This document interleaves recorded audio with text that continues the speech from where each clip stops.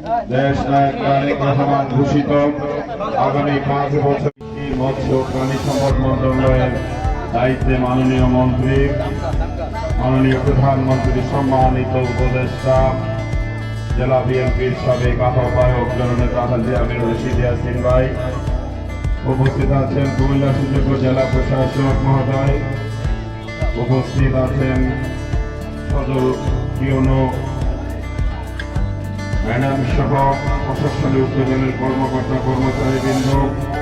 এবং জাতীয়তাবাদী দল কুমিল্লা আদর্শ সদর উপজেলা বিএনপির সম্মানিত সভাপতির দলকায়ক সাধারণ সম্পাদক শফিউল আলম রায়হান, ইউনিয়ন বিএনপি যুবদল ছাত্রদল স্বেচ্ছাসেবক দল সহ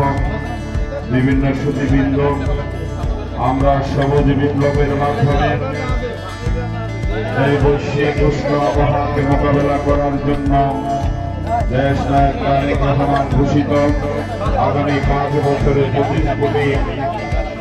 বৃক্ষরোপণ কর্মসূচির মাধ্যমে সবুজ শ্যামল বাংলাদেশের রূপে